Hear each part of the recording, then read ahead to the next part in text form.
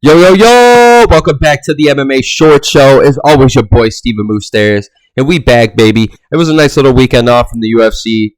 And it was a beautiful weekend to watch one of my best friends get married over the weekend to his best friend, the love of his life. So, shouts out to Cody and Kayla. You guys deserve it all. And I'm super blessed that I got to make a video out of our bachelor party footage and everything for Cody. So, you guys might be able to get to see that. I promise it's actually pretty good. But, man, it just gets me go straight into it, man. It was nice, like I said, it was nice to have a weekend off, even though I still snuck on my phone to watch the Canelo versus Charlo fight, which was probably a waste of time. I shut that shit off by like the 6th round. But still, man, it's beautiful that we have a couple fight nights here coming up. And these are the things about these fight nights, dude. I really, really love these fight nights, even though they're boring or whatever. Like Grant Dawson and Bobby Green might not be, one of the greatest, headliners of one of them or anything. But, for the most part, this is where you're going to get your prospects. These is where you're going to get your up-and-comer fighters, your new names and everything. These kids are coming up here and they know, like, hey, this is my one shot. Like, even though I'm on a fight night at the Apex Arena, this is my chance. I got to go all out here. And this is where we get these wild performances, where we get these wild finishes. And to go into it, if we look back 3 years ago, two of the biggest prospects we've ever seen in the UFC were Sean O'Malley and Khamzat Chimaev. And we just saw what Sean O'Malley did. But with Khamzat, the thing that's crazy is, man, even when he first started fighting, and usually it happens this way where you're fresh in the UFC, you're going to fight 3 or 4 times a year, maybe even 5 times a year because the talent's not as crazy. Your draw is not that crazy yet. You're just trying to make a name for yourself. So it makes sense why you'd fight more. And then comparison, when you get to the top of the top, like there's only 2 fights that you can even have in a year, probably max, and that's if you don't get hurt. So it makes sense why he's not been as active recently. But there was people, my friends that don't even watch a sport, don't even care about anybody, were texting me, oh, what about the Hazmat guy? What about the Khamzat guy? What about this Khamzat guy? Like, even though they'd fuck his name up, they still were learning from him. And he was fighting 3 times in a month. Like, our best fighters fight 3 times in a year, and this guy was fighting 3 times in a month, knocking out everybody within seconds, talking shit like to the leech, freaking knocking out Gerald Meerschaert. The things that this man was doing, absolutely phenomenal. And then, for some reason last year, even though a lot of people thought he might have lost that Gilbert Burns fight, I truly thought that even raised his stock even more, as in Khamzat's stock, because it's like, hey, dude, if you're going to go out there and just throw game plan to the win, for you to go in there and straight brawl with a guy like Gilbert Burns and to come out on the winning side or to at least be there all 3 rounds and have a competitive fight, like, it proved a lot. Like, yeah, we want to see you have a game plan and be smart like we saw maybe with Kevin Holland or the rest of his fights, but it's still proven that this man is proved. Like, he's the truth. And then last year in September, man, I'm telling you guys, at first, I really thought that maybe it made sense that the UFC was starting to realize, like, all of us fans did not want to see the Nate Diaz Khamzat fight. We all knew Khamzat would probably murder Nate Diaz. And then, whatever, the whole Kevin Holland Khamzat thing at the press conference, how they couldn't even let the press conference happen because it was so bad what happened, even though we saw the footage and it was nothing.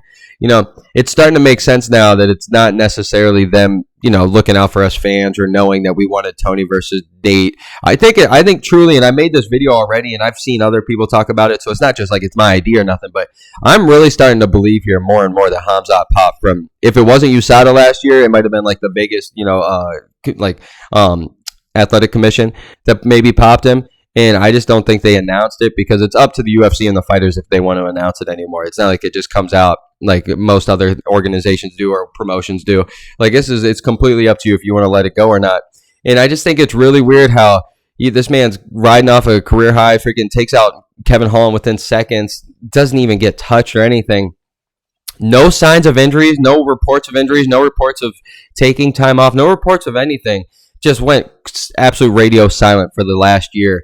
And it's got me wondering, man. It's got me really thinking. I think this was probably the worst case scenario for Khamzat. Like, I know he's getting a big fight with Paolo Costa, but, like, it doesn't feel that big of a fight if I'm being real with you guys. If both these guys were a little more active, it would be really sick. This would feel a lot like what Yoel Romero and Paulo Costa fought a couple years ago when it was like, oh man, Yoel Romero's that legend, that veteran that everybody knows, and he's always dangerous. And then you got this machine, literally looks like the Terminator, jacked, all team body, freaking Paulo Costa coming in, this young up and coming killer just killing everybody, and walks him and Yoel had this barn burn. What a fight! And it's like, then now it's like, man, the last time we've seen Paulo Costa, ever since the Israel Adesanya fight, it hasn't looked good. The Marvin Vettori fight looked terrible. Looked like he was afraid to do things. His Luke Rockhold fight, to be fair, was in Salt Lake City. up in way high of elevation. So I get that these guys were gassed and all these things, but he looked terrible. I thought he looked absolutely terrible, and I know he'd kick my ass, so I'm not saying it like here, but I'm saying in comparison to a top 5 or whatever talent that Khamzat might be, I'm worried, man. And don't get me wrong, even with Khamzat, even with the Gilbert Burns, if Gilbert Burns at 170, even though Gilbert Burns can pop, if he can rock that chin out of Khamzat, like, imagine what Paolo Costa could do. So, like, I don't even know what this win does for Khamzat anymore, to be honest with you guys. Yeah, it's huge because it's a bigger name, finally. It's bigger than Gerald Meerschaert and all these things. But, like, as fucked up as it is, I think I would take a win over an active Gerald Meerschaert or an active win over Gilbert Burns, like an active Gilbert Burns, or a win over an active Kevin Holland. Like, those mean more to me than a win over a Paolo Costa who hasn't fought in a year and a half, and then before that didn't fight for a year, and then before that got knocked out by Izzy and all these. So, like, the dude hasn't fought at all in the last 3 years. And it's just, I don't know, man. I feel like the UFC is really dropping the ball here. Like, Khamzat was the biggest prospect that the UFC has had, arguably maybe ever. That's how big of a splash this guy was making, especially in the media era, especially in this COVID era where the UFC just popped off. Like, this was the chance for Khamzat this year. And now we're sitting here like, okay, cool. He's got a huge co-main event spot in Abu Dhabi at UFC 294. I know it's going to be huge. But, like, 3 weeks out right now, it just feels like it's not. I feel like he's lost a lot of that fire, a lot of that pop, a lot of that, that aura around him of, like, oh, this guy's crazy. This guy's like, oh, give me this. I'll kill everybody. I want this. I'm starting to get worried here. And imagine if Paolo Costa wins this one. Like, I'm not trying to be funny here with Paolo Costa. Like, he still has a chance. You could say that maybe he was hurt or something. Who knows? Maybe he wasn't motivated because he's been pretty vocal about how unhappy he is and all these things. But, like, I'm just saying, man, imagine if he goes out there and it's like, okay, you're pretty much locking Khamzat in for a win just because Paolo Costa hasn't been himself in 3 years now, maybe even 4 years. But if Paolo Costa goes out there and finishes Khamzat, like, what's that going to say for Khamzat? Like, I know Paulo's really good and everything, but, like, I don't know, man. Paolo hasn't fought at all. So I just keep saying, I know I'm a broken record with it, but there's just, man, this is a really tough one for Khamzat. Like, out of all the potentials, like, I would have rather seen him stay at 170 and fought Kamaru Usman, like they were talking. That would have been fucking phenomenal. If Shavkat Rakhmonov fight, even though I don't really like the two up-and-comer undefeated guys fighting each other that early yet, when there's not a belt line, or at least, like, who's going to win's going to get the title shot, because it doesn't feel that way yet. But, there's so many fights at 170 I'd rather seen. There's some really good fights at 185, but I just don't know. The Paolo Costa fight just doesn't get it for me. And I don't know, man. I'm just really worried, and I'm like 100% positive now. I don't have any of the proof or anything, but I'm like 100% positive Khamzat popped last year, because it's why didn't they even announce a fight or anything until after a whole year? Like, he fought last September, and he's fighting the first week or I guess the last week of October, so like a whole year out. And there's no news of injuries, no news of surgery, no news of, just wanted to take a break, no news of anything, no family matters, no nothing. So I'm sure there'll be something coming out.